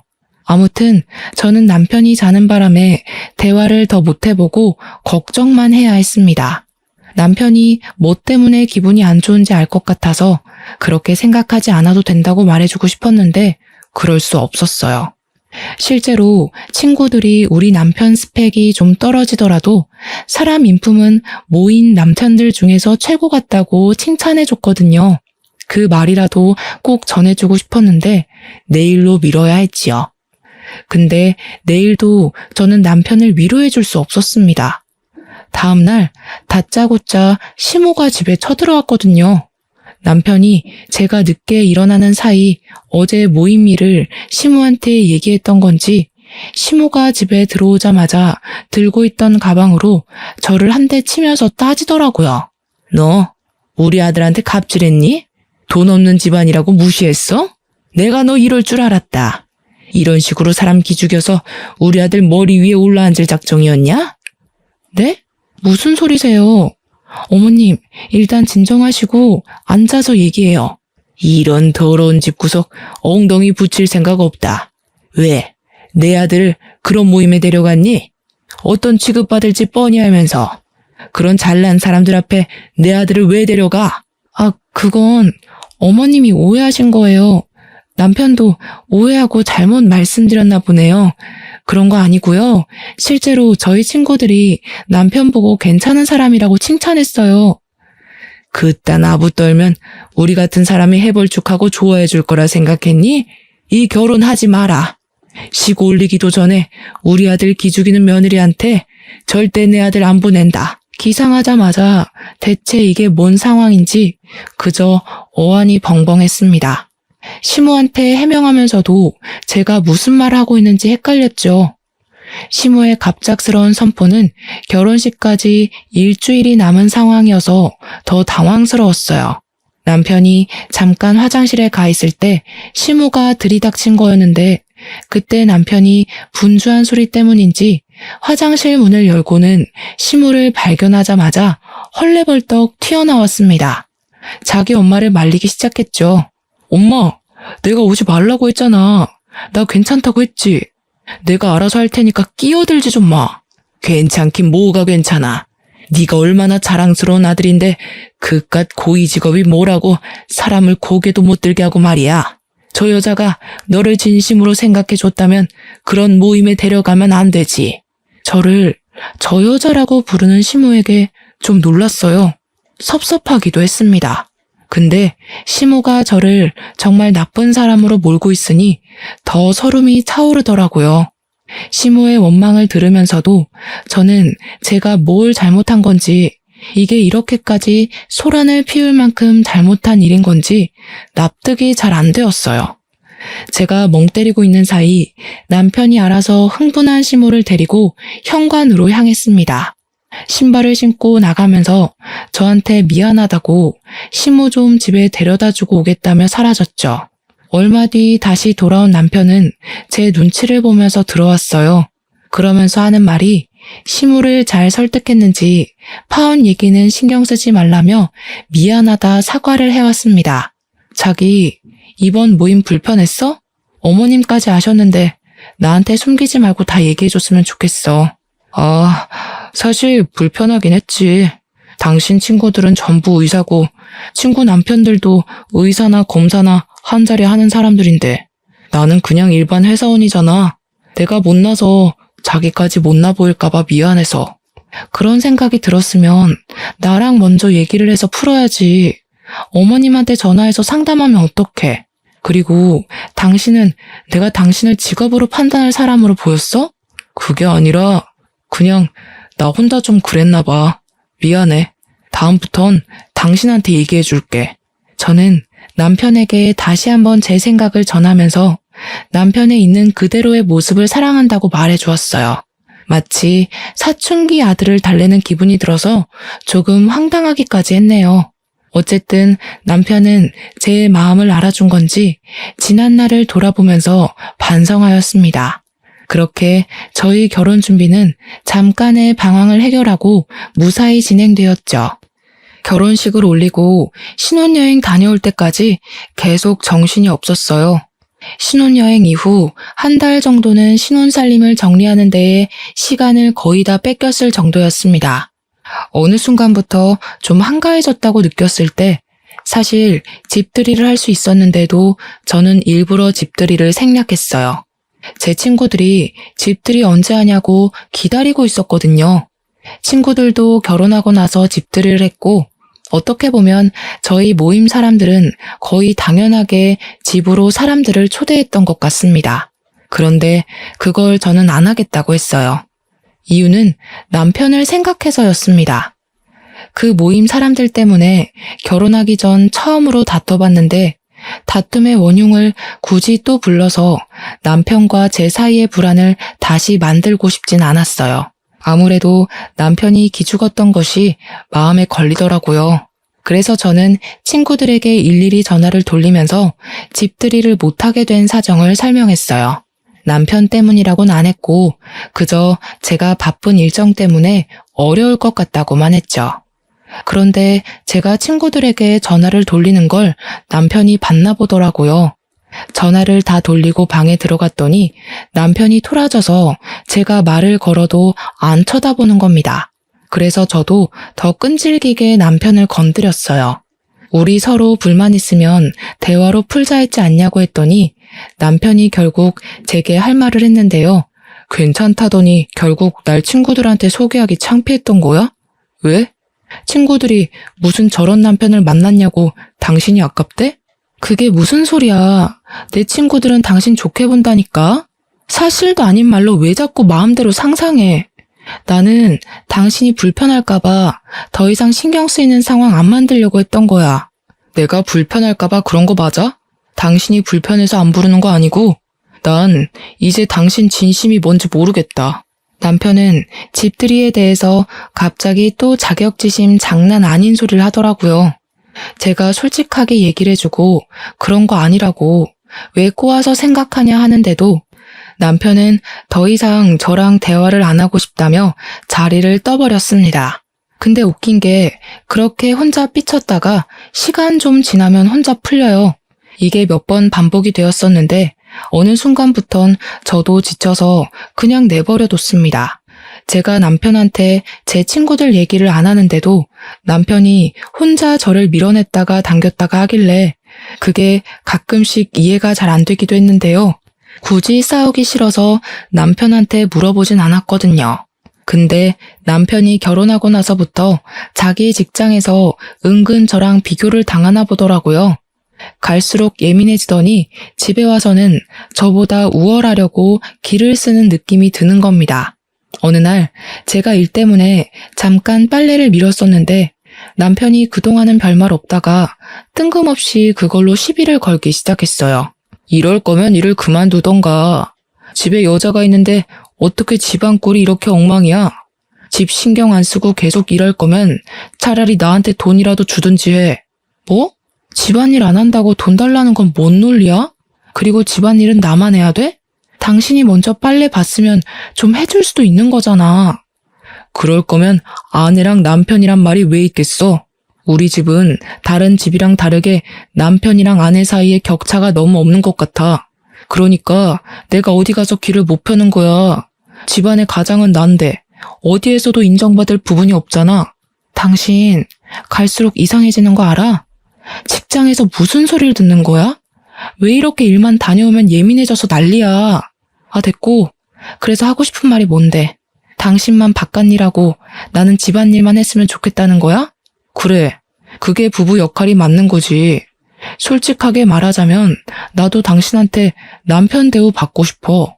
당신이 나보다 수익이 많으니까 어쩔 수 없이 내가 꿀리잖아. 남편의 바람은 제가 의사를 관두길 바라는 거였어요. 맞벌이를 하더라도 남편은 남편이고 부인은 부인인 건데 꼭 바깥일 집안일로 그 역할을 구분해야 하나요? 옛날이야 그랬지. 요즘은 남녀 상관없이 커리어를 갖고 결혼하는 사람들이 많잖아요. 저는 제가 탱자탱자 노는 마누라보다는 낫다고 생각을 하거든요. 남편의 제안은 정말 터무니없고 철없기만 해서 그냥 못 들은 걸로 하겠다고 하고 무시해버렸어요. 근데 남편이 제가 무시한 것 때문에 또 자존심 상했나 보더라고요.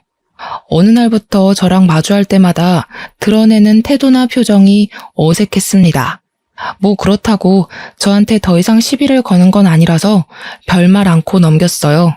남편 삐치는 게 한두 번도 아니고 내버려두면 항상 그랬듯 알아서 아무 일 없었다는 듯이 행동할 거라 생각했거든요. 그런데 이번에는 남편 행동에 좀 다른 점이 있었어요. 남편이 주말마다 시댁을 자주 가더라고요. 초반에는 그냥 내버려 뒀는데 나중에는 한번 물어봤거든요. 그럼 남편은 그저 후다닥 나가면서 시모가 혼자 밥 먹는 거 외로워한다고 점심만 시댁에서 먹겠다고 하면서 사라져버리더군요. 남편이 주말마다 그렇게 가버리면 저야말로 집에서 혼자 점심을 먹었습니다. 저희는 분명 신혼부부인데 어째 신혼이 아니라 한 5년 이상은 산 부부 같은 느낌이 들었어요. 저도 갈수록 남편에게 서운함이 쌓이더라고요. 그렇지만 말 못했죠. 괜히 남편을 종용했다가 시모가 남편 뺏어간다고 생각할까봐 그냥 이 모든 상황을 좋게 생각하려고 했어요. 그런데 어떤 날에는 남편이 주말에 시댁에서 자고 올 때가 있어요. 평일에는 출근을 해야 하니까 당연히 직장이랑 가까운 신혼집에서 먹는데 주말만 되면 마치 두 집 살림이라도 하는 것처럼 시댁에서 먹고 자고 합니다. 이 상황이 꽤 길게 반복되니까 나중에는 시모가 제 남자를 뺏은 것처럼 느껴지다가 더 나중에는 제가 시모의 남자를 뺏은 건가? 하는 기분까지 들었어요. 제게 삐쳐있던 남편을 그냥 내버려 두려고 했는데 이건 좀 아닌 것 같아서 또 자고 온다는 남편의 앞길을 가로막은 적도 있었습니다. 나랑 얘기 좀 해. 주말마다 어머님 집에 간 거 벌써 한 달이 넘었어. 나랑 이대로 멀어질 작정인 거야? 이젠 나랑 화해하기도 싫어? 너도 잘못 없다고 생각하고 나도 잘못 없다고 생각하는데 이 상황에서 무슨 화해를 해. 그냥 서로 마음에 안 드는 거 굳이 맞추려고 하지 말자는 거지. 그런 사람이랑 평일 내내 같이 있는 것도 숨막히는데 주말까지 한 지붕 아래 있으라고? 우리 부부잖아. 안 맞는 게 있으면 어떻게 해서든 대화로 풀어야지. 이렇게 주말마다 시댁을 가 있으면 어머님이 날 뭐라고 생각하시겠어. 남편더러 가지 말라고 했더니 남편은 기어코 집을 나가버렸습니다. 저랑 대화가 끝나지도 않았는데 말이죠. 그리고 이 사실을 남편이 또 시모에게 말했나 봐요. 어김없이 시모한테서 전화가 왔는데요. 너 내 아들한테 우리 집 온다고 한 소리 했니? 우리 아들 잡고 살 작정인 거야? 그럼 그렇지. 네가 우리 아들을 남편으로 안 보고 네 발 아래로 봤으니까 그렇게 함부로 사람을 지지고 볶겠지. 어머님, 도대체 남편이랑 저한테 왜 이러시는 거예요? 제가 남편 무시한 적 없다고 몇 번을 말씀드려요. 남편 좀 보내주세요. 어머님이야말로 계속 남편한테 쓸데없는 소리 하시니까 남편이 줏대없이 흔들리는 거 아니에요. 이 봐라. 이젠 시엠이고 뭐고 없다 이거지? 아무리 의사라도 사람을 이렇게 무시할 순 없다. 우리 아들이 평일 내내 스트레스 받는 것 같던데 주말에는 좀 쉬게 놔둬라. 매정하게 전화를 끄는 시모는 끝내 남편 좀 바꿔달라는 제 말을 다 무시해버렸어요. 남편은 제 연락을 아예 받지 않았습니다. 그러다 어김없이 일요일 저녁이 되면 신혼집으로 돌아오는데 제가 무슨 말이라도 걸까 싶은지 화장실 갔다가 바로 잠자리에 들어요. 당시 저희가 결혼한 지 6개월 정도 되던 때였거든요. 이런 저희 모습을 신혼부부라고 할 수 있는 걸까요? 혹시 남편이 시무를 핑계대고 다른 데서 바람을 피우고 있는 건 아닌가 하는 생각도 해봤는데요. 그러기엔 시무의 간섭이 너무 많아서 불륜일 수가 없겠더라고요. 어쨌든 저는 누구보다 행복한 시간을 보내야 할 새 신부임에도 이혼을 앞둔 사람처럼 쓸쓸한 시간을 보내야 했습니다. 그렇게 어느 평일날이었어요. 여느 때처럼 출근을 했는데 갑자기 병원으로 경찰들이 들이닥치더라고요. 환복도 못한 저는 경찰에게 무슨 일이냐고 물었습니다. 그랬더니 경찰이 뜬금없이 거짓 청구 신고로 수사를 하겠다는 겁니다. 잠깐만요. 거짓 청구라뇨. 저희 병원에서 거짓 청구를 했다는 말씀이세요? 죄송하지만 잘못 알고 오신 거 아니에요? 저희는 그런 적이 없는데요. 제가 경찰의 말에 강력하게 부정을 표현하자 경찰이 저를 훑어보더니 여기 원장이냐고 묻더군요. 그래서 제가 원장이라고 했더니 경찰이 자세한 신고 내용을 말해 주었습니다. 우리 병원에서 제가 진료 행위를 하지도 않았는데 했다고 사문서를 위조하는 부정 방법으로 진료비를 갈취했다는 겁니다. 그게 수사 이유래요. 저는 설명을 듣고도 더 이해할 수 없어서 무슨 말도 안 되는 소리를 하냐고 대체 누가 그런 엉뚱한 신고를 했냐고 따졌습니다. 그러나 경찰은 제 말을 더 듣지 않고 경찰서 가서 얘기하라며 저를 데려갔죠. 그 사이에 저희 병원은 압수수색을 당했습니다. 저 살면서 경찰서에 가본 건 처음이었어요. 무척 당황스럽기도 했고 또 무섭기도 하더라고요. 저는 절대 범법 행위를 한 적이 없지만 만약 제 누명이 억울하게 죄로 성립된다면 저는 바로 의사 면허가 정지되거든요. 징계를 받을 수도 있고요. 그런데도 저는 경찰이 제게 뭐라고 묻는 말에 모르는 사실이라 모른다고 말할 수밖에 없었어요. 경찰들이 모른다는 말을 제일 싫어한다고 하대요. 하지만 저는 진짜 모르는데 어떡합니까? 제 말을 믿어주지 않는 경찰을 앞에 두고 저는 답답함에 가슴을 쳐야 했습니다. 대체 어떻게 된 일인지 알 수도 없고 가늠도 안 되었어요. 그저 어쩌다가 내 꼴이 이렇게 된 건가 스트레스 받기만 했죠. 그리고 1시간 조금 넘은 시간 뒤 실제 압수수색에서 증거 자료가 나왔다고 하는 겁니다. 그 사실을 듣고 제가 얼마나 놀랐는지 몰라요. 그것 때문에 경찰이 저를 더 거짓말쟁이로 보더라고요. 증거 자료는 환자 한 명이 병원에 내원하지도 않은 날짜에 후속 처리 진료가 되어 있는 기록지라 했습니다. 그것을 통해 요양급여 비용을 추가 청구했다고 되어 있는 자료들이었죠. 그 환자가 이 사실을 알고 병원 측에 얘기를 해서 들통이 나게 된 거라는데 저는 정말 하나도 모르는 얘기였어요. 이보세요, 경찰 선생님. 대체 그분이 누군데요? 저는 모르는 사실이라고요. 제가 거기 원장인데 그런 비리도 몰랐겠어요? 제가 그런 짓 저지를 사람인지 아닌지 더 꼼꼼하게 확인해 보세요. 고작 그 자료 하나 가지고 사람 억울하게 하지 말고요. 저도 큰 소리를 낼 생각은 아니었는데 그대로 가만히 있다가는 제가 완전 호구되겠더라고요. 그래서 항의할 수 있을 만큼 기를 썼습니다. 답답해서 경찰한테 계속 따졌더니 결국 경찰이 신고자를 알려주었는데요. 당황스럽게도 신고자는 우리 치과에 일하는 치위생사 선생님이었어요. 우리 병원의 치위생사는 총 3명입니다. 치위생사 선생님들은 저랑 같이 일한 연차가 기본 2년은 되어요. 그래서 제가 그 선생님들 성격을 모르지도 않고 대충 어떤 사람들인지도 알고 있습니다. 그 선생님들 중 한 명이 신고했다는 건데 제가 평소 생각하고 있는 선생님들 인품을 떠올리면 그럴 만한 인물들이 없어요. 그럴 리가 없어서 저는 당장 그 신고자를 불러달라 했지만 신고자 보호법 때문에 그럴 수 없다고 하더라고요. 저 이대로면 꼼짝없이 의사 면허 정지되는 걸 두고 볼 수밖에 없는 실정이었어요. 그 사이 제 사정이 남편한테 전달되어서 남편이 경찰서로 찾아왔는데요. 그래도 가족이라고 남편을 보자마자 마음 한편에 무서웠던 감정이 사르르 녹더라고요. 저는 제 억울한 사정을 남편한테 호소하면서 결국 눈물을 보이고 말았습니다. 우리 부부 한동안 다퉈서 말도 잘 안 섞었었는데 어려운 처지에 처하니까 냉각 끼고 뭐고 그런 건 전혀 개의치 않아지더라고요. 저 못지않게 놀랐던 남편이 저를 달래주는데 걱정을 많이 해줘서 고마웠어요. 든든하기도 했고요. 그런데 그것도 아주 잠깐의 감동이었습니다.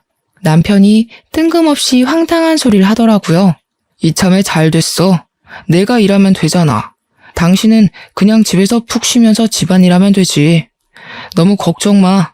내가 당신 평생 먹여 살릴 수 있어. 이렇게 그만두는 것보단 당신이 당신 손으로 직접 의사직을 내려놓는 게 좋았을 것 같은데 그건 좀 속상하겠다. 이게 지금 제 상황에 알맞은 위로인가요? 어째서인지 남편은 제가 일을 못하게 된 것에 대해 그리 속상해하는 것 같지 않았어요. 저도 모르게 남편이 남처럼 낯설게 느껴지더라고요. 그래서 맞잡고 있던 손까지 슬쩍 놓아버렸습니다. 남편의 말을 못 들은 척하면서 경찰한테 다시 제 의견을 어필했어요. 저는 이 사실 인정 못한다고. 내가 모르는 사실 때문에 자격정지를 받아들일 수 없다고 따졌죠. 그러면서 지금 이 상황에 대해 소송할 거라고도 했습니다. 그랬더니 갑자기 경찰이 아닌 남편이 나서서 저를 말리는 거 아니겠어요? 무슨 소송을 한다고. 어차피 완전 그만두게 되는 것도 아니고 6개월 정지 후에 풀릴 거잖아. 소송하려면 변호사 선임도 해야 되는데 왜 굳이 그런 쓸데없는 데 돈을 날려? 싫어. 내가 하지도 않은 짓 때문에 죗값을 받아야 되는데 당신은 당신 와이프가 억울하게 누명 쓰는 거에 대해서 속상하지 않아? 어떻게 아무것도 안 해보고 바로 인정을 할 수가 있어? 설마 내가 진짜 범법행위 저질렀다고 생각하는 거야? 그런 게 아니라 더 깊게 파고들면 그만큼 조사가 오래 진행되니까 그렇지. 그럼 당신 더 속상할 거잖아. 나는 당신 기분 걱정해서 얼른 넘기고 싶었던 거야. 그냥 6개월만 휴가 받았다고 생각하고 쉬면 안 되겠어? 남편이 저를 생각해서 말하는 내용은 전혀 저를 염두에 둔 생각이 아니었어요. 남편은 제 기분을 걱정해서라고 말을 했지만 제가 보기엔 남편이 이 상황을 빨리 넘기고 싶어하는 것처럼 보였습니다. 설마 늘 내가 일을 그만뒀으면 좋겠다고 생각하던 사람이라서 막상 일 못하게 되니 그게 좋은 건가 싶은 생각도 들었어요. 만약 그런 거라면 정말 너무 서운했습니다. 와이프가 누명을 쓰고 경찰서까지 왔는데 이 와중에도 자기 생각밖에 안 했다는 거잖아요. 제 생각이 정확하다는 증거는 없었지만 한번 그 생각이 들자 남편이 꼴도 보기 싫어졌어요. 그래서 저는 경찰서를 더 떠날 생각을 안 했습니다. 제가 버티고 앉아있자 제 고집을 못 이긴 남편이 한숨을 쉬더라고요. 그러더니 잠깐 화장실 다녀오겠다고 자리를 뜨는 겁니다. 화장실은 저도 가고 싶었던지라 남편이 자리를 뜨고 한 1분 뒤에 뒤따라 나갔습니다. 근데 앞장서서 가는 남편이 화장실로 안 가고 비상구 계단으로 방향을 틀더라고요. 그걸 보고도 별 생각 안 할 수는 있는데 왠지 모르게 기분이 찝찝했어요. 남편에 대해 수상쩍은 마음도 아까부터 갖고 있었고요. 그렇다 보니까 저도 모르게 남편처럼 방향을 틀게 되는 겁니다. 기척을 죽이고 비상구로 몰래 발을 들였는데 그때 남편이 누군가와 통화하는 걸 엿듣게 되었어요. 큰일 났어. 지금 와이프가 소송하겠다고 난리야. 그럼 우리 짓인 거 다 걸리는 거 아니야? 그 치위생사 입 제대로 막은 거 맞아? 갑자기 우리 배신해서 다 밝히면 나 깜빵 가야 되잖아. 아, 그건 싫다고. 아유, 걱정 말라니까 그러네. 그 치과 선생님은 자기가 300만 원이나 처먹었으면서 양심이 있으면 입을 열면 안 되지. 이 엄마가 우리 아들 깜빵 보낼 짓을 저지르겠어? 소송해봤자 증거가 확실히 있는데 자기가 무슨 수로 승소를 해? 걱정하지 마. 저 그 자리에서 제가 잘못 들었나 싶었습니다. 분명 남편 목소리랑 심호 음성이 맞았는데도 제가 어디에 현혹되어 환청을 듣는 건 아닌지 몇 번이고 정신을 차렸어요. 그런데도 제 귀에 들렸던 둘의 통화 내용은 사실이 맞았고 그건 제게 너무 큰 충격이었습니다. 어처구니 없게도 제게 누명을 씌운 사람들이 시모랑 남편이었어요. 우리 병원 치의생사한테 돈을 줬다고 하는 것 보니 어떤 선생님인지도 가늠이 되더라고요. 우리 치과에 좀 못 사는 치의생사 선생님이 계세요. 그 선생님이 치의생사 일을 하면서도 저녁에는 집에서 부업을 한다고 했거든요. 홀어머니를 모시고 월세 사는 친구라 돈 모으는데 중요하다는 말을 들었었습니다. 그래서 시모가 말하는 그 300만 원이란 돈에 가장 흔들렸을 선생님일 거예요. 남편이랑 시모가 제 치과를 종종 들락거렸었는데 그 때문에 저희 선생님들과 안면 트면서 지냈거든요. 시모가 제게 누명을 씌울 작정이었다면 아마 선생님들 성향을 파악해서 돈으로 유혹하기 쉬운 선생님을 골랐을 겁니다. 그리곤 자기네들이 사문서 위조한 자료를 그 선생님에게 부탁해 일을 꾸며달라 했겠죠. 어떻게 가족이란 사람들이 이런 짓을 벌일 수 있단 말인가요? 저는 남편을 깔본 적이 없는데 그런 취급을 받으면서 이렇게 경찰서까지 방문을 해야 하는 것이 너무 비정상적인 상황이지 않습니까? 듣자 하니 시모는 제가 남편보다 돈을 월등하게 벌고 있는 것도 마음에 안 들었고 자꾸 남편이 저랑 비교당하면서 기죽는 게 싫었겠죠. 또 남편이 제 머리 위에서 떵떵거리고 살았으면 좋겠는 마음에 이런 말도 안 되는 짓을 꾸민 거겠죠. 그 못된 욕망이 얼마나 강했으면 이런 짓까지 벌일 수 있는 건지 저는 그저 이 상황이 너무 충격적이라 더는 이해해 줄 수가 없었어요. 비상구에서 엿듣는 걸 그만하고 저는 당장 비상구로 쳐들어가 남편의 뒤통수를 휘갈겼습니다. 구석에 처박혀서 발을 동동 구르고 있던 남편이 놀라면서 비명을 악 질렀어요. 저를 돌아본 남편 얼굴이 급격히 창백해졌는데 꼴 좋았습니다. 정말 실망이다. 그놈의 자격지심이란 게 이렇게 무서운 건 줄 몰랐네. 그냥 사람 대 사람으로 지낼 순 없었어? 나는 한 번도 당신을 못났다고 생각한 적 없는데 내가 세상에서 제일 찌질한 새끼랑 살고 있었구나. 이제 보니까 당신 못난 거 맞다. 내가 본 사람들 중에 역대급으로 못났고 불쌍해. 뭐? 어떻게 남편을 그런 식으로 말할 수가 있어? 아니, 대체 언제 들어온 거야? 설마 나 통화하는 거 다 들었어? 여기서 내가 안 들었으면 앞으로 나 어떻게 됐을까? 그거 생각하니까 진짜 끔찍하다. 멀쩡한 사람 속여서 직장 관두게 만들어 놓고 당신이랑 당신 엄마는 뻔뻔하게 기세등등했을 거 아니야. 가서 당신 엄마한테 전해. 그쪽 덕분에 안 그래도 찌질한 아들 시궁창 제대로 빠졌다고. 저는 남편이 들고 있는 폰을 뺏으려고 했어요. 그러자 남편이 피하면서 갑자기 제 앞에 무릎을 꿇더라고요. 여보, 그런 게 아니야. 당신이 어디서부터 어디까지 들었는지 모르겠는데 사실이랑 왜곡된 부분이 많을 거야. 일단 난 엄마가 시키는 대로 해서 뭐가 뭔지 잘 몰라. 장난하니? 나 처음부터 다 들었어. 더 듣기 싫어서 당신 머리통 후려친 거고. 어떻게 다 들킨 마당에도 발뺌하기 바쁘냐? 정신이 똑바로 박혔으면 사과 먼저 해야 되는 거 아니야? 아, 미안해. 진짜 미안해. 근데 난 진짜 엄마가 시키는 대로 해서 아무것도 몰라. 네가 우리 엄마랑 통화해봐. 남편이 아직 끊기지 않은 휴대폰을 제게 내밀었어요. 잘됐다 싶어서 저 바로 시무랑 통화를 했죠. 어머님 아들이 깜빵 갈지 안 갈지를 왜 어머님이 정해요? 안타깝게도 어머님 아들은 어머님 때문에 깜빵 가게 될 거예요. 저를 그렇게 일 관두게 만들고 싶었어요. 그런데 머리 쓸 시간 있으면 아들 의사 시키는데 기를 쓰지 그러셨어요. 왜 엄한 사람을 아들 아래 두려고 하신대? 너 일단 진정해봐라. 우리 만나서 얘기를 해보자. 아무래도 대화로 풀어보는 게 좋을 것 같네. 지금 내가 너희 집으로 갈 테니까 가서 기다려. 아니요. 아직 상황 파악이 안 되신 것 같은데 저한테 명령할 입장 안 되세요. 저 그동안 스트레스 너무 많이 받았거든요. 두 사람 깜빵 앉혀놓으면 제가 숨을 못 쉴 것 같아서 안 되겠어요. 이해 좀 하세요. 저는 전화를 끊자마자 남편을 발로 밀어버리고 그대로 비상구를 뛰쳐나갔어요. 당장 경찰서로 돌아가 증거로 제출했습니다. 제게 얻어맞고 욕먹은 남편이 뒤늦게 정신을 차리고 쫓아왔지만 증거물은 이미 제출된 뒤였죠. 경찰은 거기에 녹음된 남편과 시모의 대화를 듣고 증거로 채택해 주었습니다.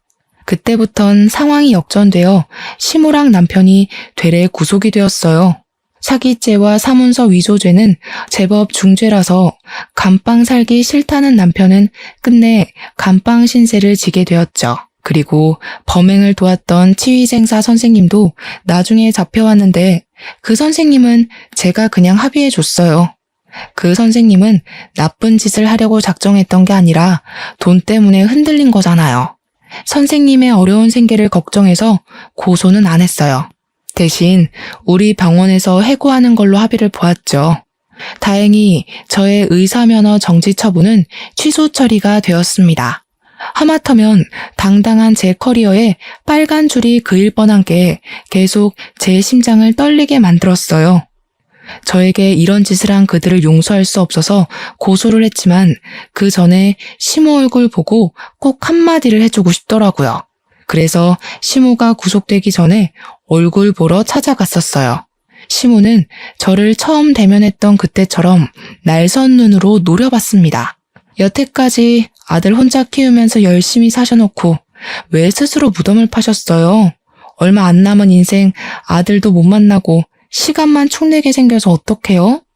열등감만 죽이셨어도 그쪽 노후는 꽃밭이었을 텐데 아쉽네요. 내 노후는 너만 아니었어도 편했어. 처음부터 순진한 우리 아들 꼬셔서 머슴살이 시키려고 했던 게 누군데? 그 꼴이 불보듯 뻔한데 내가 그걸 그대로 둘 리가 없잖아. 도대체 어떻게 사셨으면 사람 말을 안 믿는 거예요? 그쪽 행동이 잘못돼도 한참 잘못됐기 때문에 상황이 이렇게 됐다는 거 모르겠어요? 제발 깜빵 다녀오면 정신 똑바로 살길 바랄게요. 출소할 때까지 그쪽 다 늙은 몸뚱어리가 버텨줄 줄 모르겠지만 시모는 제 모습이 사라질 때까지 목청 나가도록 저주를 입에 담다가 경찰에게 경고를 받고 조용해졌습니다. 그 뒤로 그들 소식은 잘 모르고요. 저는 개인적으로 병원을 이전하기로 했어요. 전 시모와 전 남편이 출소하고 나와도 저를 찾지 못했으면 싶었거든요. 같이 일하던 선생님들은 고맙게도 제가 이전하는 병원으로 같이 와주었습니다. 현재는 이전한 병원을 정리하면서 새 선생님 한 분을 더 고용하느라 아주 정신없는 나날을 보내고 있어요. 새로 시작하는 병원에서는 부디 사건 사고 없길 바라고 좋은 일만 있었으면 싶네요. 그렇게 저랑 전 남편은 연애 2년에 결혼 생활 7개월로 종지부를 찍었습니다.